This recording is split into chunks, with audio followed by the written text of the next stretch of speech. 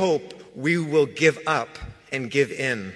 But I want to tell you this, we are only growing in numbers. We are only growing in moral clarity. We are growing in urgency and growing in power. The only thing we feel more than heartbroken and horrified and enraged is determined like never before. I am so honored to be here tonight as one of hundreds of thousands of anti-Zionist Jews. We refuse to stand by silently as Israel inflicts unimaginable violence against the 2.3 million people of Gaza who have been under blockade since 2007, the majority of whom are already refugees from the Nakba. As Israel murders thousands of Gazan children, elders, journalists, poets, parents, doctors, teachers, entire families, so many still trapped under the rubble, so many starving, so many ill with no medical care. We grieve every single life, a whole world. And it is from this grief that we denounce 75 years of Israeli apartheid and occupation that created the conditions for this crisis. With our whole beings, we reject Zionism itself as a racist and colonial ideology. We will not be used as a moral cover for the oppression of Palestinian people, not in our names.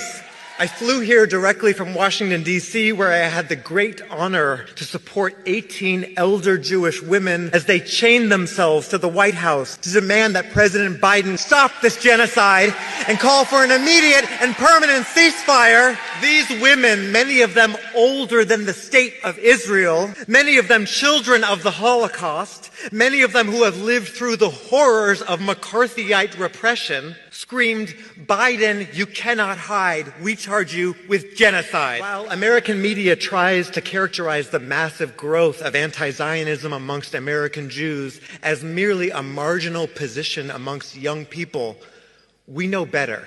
It is not a generational rift.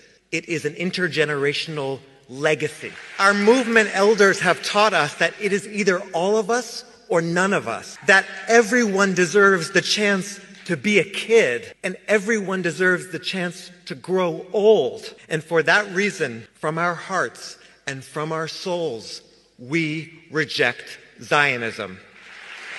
Because it has been used as the premise for over 75 years of Palestinian dispossession, exile, and death. Because it tries desperately to conflate Judaism with Zionism, when Judaism is our thousands-year-old rich tradition and Israel is a 75-year-old settler colonial apartheid state. Because it's been used to generate wealth for weapons manufacturers, war profiteers, tech companies, and Western military powers. Because it makes freedom chants on college campuses somehow more controversial than an actual genocide that is actually happening before our eyes now.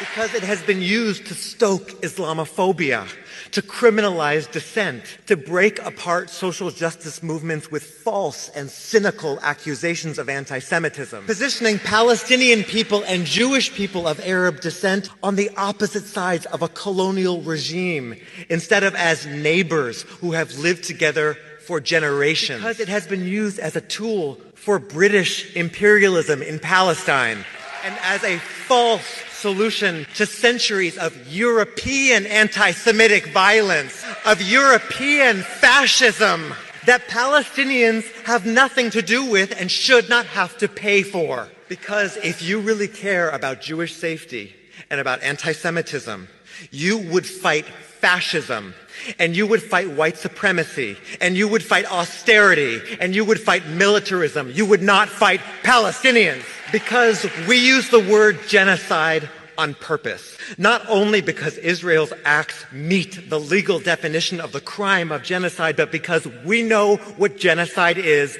and because the lesson we take from the Holocaust is that everyday people let it happen. Because we must let the life or death of Palestinian people be more urgent than our fear of being criticized, being ostracized, or being fired.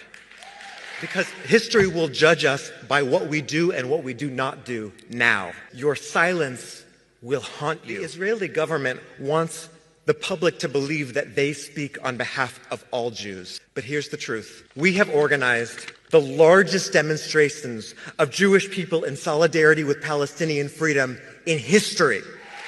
We have poured into the streets and locked down congressional offices and shut down train stations and blocked bridges and taken over the nation's capital to say no business as usual while the U.S. is arming and funding the genocide of the Palestinian people. As thousands are chanting around the world, we are not freeing Palestine. Palestine is freeing us. Because none of us are free until all of us are free from every river to every sea. Thank you. Thank you.